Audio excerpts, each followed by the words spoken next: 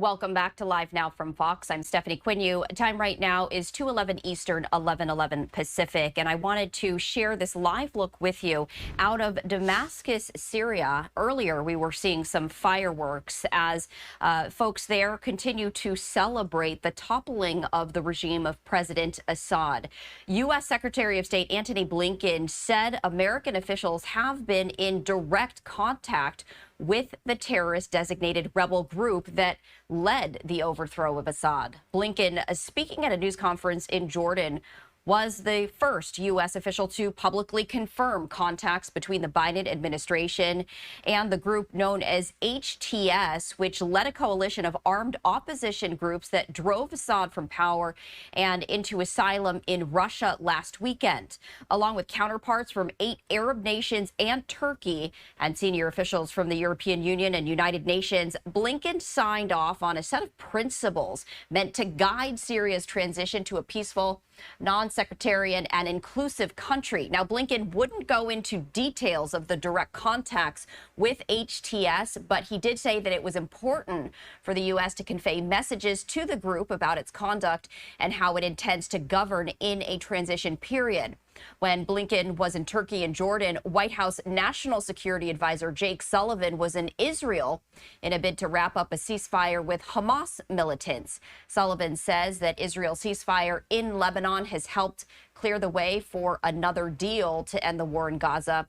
He also dismissed speculation that Israeli Prime Minister Benjamin Netanyahu was waiting for Trump to take office to finalize a deal. To speak more on this, I do want to bring in Fleur Hassan-Nahoum, who is Israel's Foreign Ministry Special Envoy, former Deputy Mayor of Jerusalem, as well as the host of the Quad. Fleur, we appreciate you taking the time to join us here on Live Now from Fox. Thank you, Stephanie. So I want to start with this, Fleur. The toppling of the Syrian regime truly has been a game changer for Israel, and the very latest in the fact that Israel has decimated Hezbollah, Syria, of course, bordering Lebanon. So I wanted to hear from you just in regards to what the next steps are for Israel to prevent Hezbollah from regaining strength. Well, there's so many moving pieces here, Stephanie. It's such a complicated situation in Syria because Syria is a huge country made up of so many different ethnic minorities, political groups, outside influences, that it's very difficult to make heads or tail of what's going on. But let's start from the beginning. Hezbollah was propping up the Assad government, which was a brutal regime that killed 500,000 of his own people, created a refugee situation with millions of Syrian refugees all over Europe, gassed his own people with chemical gas. This was a really bad guy. And he was being propped up by Hezbollah and by Russia. Now, what's happened? Israel countered a war that Hezbollah started against us on the 8th of October. They threw over 10,000 rockets to Israel. And after a year, we said enough is enough. We fought back. We basically killed their top leadership. We killed their middle management and got rid of 80% of its armament. So Hezbollah have been seriously weakened in Lebanon, which means they couldn't come to save or help Assad. So seeing this, these groups like HTS and many other groups seized on the moment that Russia was busy with its war in Ukraine, that Hezbollah had been decimated by Israel, and they've been doing what they've been trying to do for 15 years, which is topple the very brutal genocidal regime of Bashar al-Assad. They've done it. Now, what's next? And this is something we don't know. So you have this leader of HTS called al-Jolani, who originally is an ISIS guy. We're not talking about good guys here versus bad guys. All of these people have got blood on their hands and have all been involved in terrorist activities with pretty bad people. But al-Jolani is coming and saying, look, Syria is exhausted with war. Syria is exhausted with fighting each other. We need to now unite, and we need to create a government, whether this government is going to be centralized, whether it's going to be a provincial government or not, but this is what we have to start doing. But again, Stephanie, there's so many different actors in this group. You've got the Turks who are fighting and killing the Kurds. The Kurds are a very important part of the northern part of Syria. You have ISIS, who America is attacking because you can't be too careful and you don't want them to come and take over. And you have Israel, who has to protect its borders, because we can no longer have a situation like we did with Hamas for almost 20 years, where we let them build up armaments and build up strength in our southern border and then attack us, create a massacre and take hostages, kill babies, rape women. We're not going to allow that to happen. And so what Israel has been doing since the downfall of Assad is taking a buffer zone, which the UN was supposed to be protecting, but of course the UN are useless. We've taken the buffer zone and we've destroyed any of the tools that could fall into the wrong hands of the different Syrian groups so that they can't attack us. But let me tell you what my Syrian friends are telling me.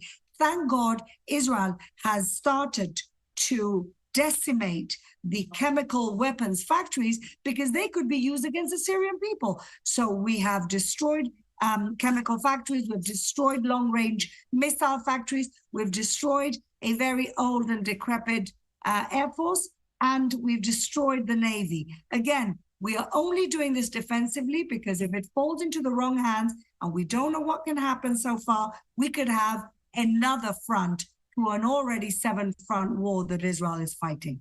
And you bring up a lot of important points, Fleur. One, that Syria is fragmented. It's not just one group. There are different factions with different agendas. There's this vacuum now, as you mentioned. It's unclear as to who will assume that power. And we've been hearing about ISIS, as you mentioned. We've also been hearing about al-Qaeda. Israel taking that proactive approach to destroy these stockpiles of weapons and chemicals that could be used against the Syrian people. When you take a look at maybe the power grab that could happen in the coming months, we were hearing from the rebel leader saying that they want peace, but every group has its own agenda. How does Israel continue to protect its borders when, no doubt, there are going to be different terror organizations interested in leading Syria to that next chapter? Well, for many years, Stephanie, our military doctrine was that we take a buffer zone outside our borders, not within our borders. What happened to us on the 8th of October when Hezbollah started attacking Israel, that the buffer zone became the country itself, our country. And we had to evacuate 75,000 people out of the northern border, 10 kilometers of our northern border. We're not going to let that happen again. We've learned our lesson. And so we have to take the buffer zone within Syrian territory. But at the same time that we're saying to them, you better watch it because this is our territorial integrity. This is our border. We're also extending our hand in peace and in help with anything that those bordering towns may need. Stephanie, so much so that the Druze of the Syrian side of the border, the Druze community actually met a few days ago and resolved that they would like Israel to make them their territory because they do not trust what's going on in the Syria side. So we have a ridiculous situation where the communities within Syria are saying to Israel, please come and take over because we don't know what's going to happen with all the various groups. And we don't know who's going to end up taking over. And so I think it's incumbent on the United States to take control here. Part of the reason why we have this mess in Syria was because the Obama doctrine was to leave the playing field. And once they left the playing field, who came in? Russia. And this is why the problems began in the first place, because Obama took an isolationist approach, set a red line saying that they would not stand for chemical warfare of Assad against his own people. And then Assad attacked his own people with chemical weapons. And America did not actually respect its own red line. And this vacuum created the terrible situation that we have in Syria. And so America has to come back in because eventually it affects the free world. These things spill onto the free world because Iran and the Islamic Republic of Iran, who were behind many of the rebel forces in in Syria, not the rebel forces, but the Assad regime. They were behind the Assad regime. They are still in the picture, and Iran is a threat to the United States and the entire free world as much as it's a threat to Syria today and to Israel. So, Fleur, from your standpoint, the toppling of the Assad regime and now this grab for power, from Israel's standpoint, is this more of an opportunity, or is this more of an obstacle when it comes to creating and establishing stability and peace in the Middle East? Well, I think it's a good question, and I think it's both. It's both a risk and it's an opportunity. It is an opportunity because if these people really, and we should take them by their word. I know there's a lot of people who don't agree with me and they say, look, these people are jihadists, but let's start taking them by their word that they don't want a war with Israel, because let's be honest, they've got enough problems within their own country. So let's take them by their word and say, okay, let's say these people do want to respect Israel's borders and territorial integrity. What now? How can we help? How can America? How can France? How can the UK? How can the civilized world help Syria become a country, a democracy, or perhaps a federation of states that actually respects the minorities, like the Kurds, like the Alawites, and like the different groups within the country? How can we turn this risky situation into an opportunity? That really is the question. I also wanted to ask you this before I let you go. National Security Advisor to the United States, Jake Sullivan, was in Israel to try and establish a ceasefire with Hamas. We've seen Hezbollah decimated, the Assad regime now ending. From your perspective, we've seen negotiations fail time and time again. Could this be the strongest opportunity for Hamas to take a look at the landscape and take a look at their precarious position and finally agree? Well, I think that Hamas didn't want a ceasefire for these last few months. Even Antony Blinken, the different times that he tried, he always blamed Hamas for the stalemate or for not wanting to cut a deal. I know a lot of people were critical of Israel, but ultimately it was Hamas that didn't want a deal.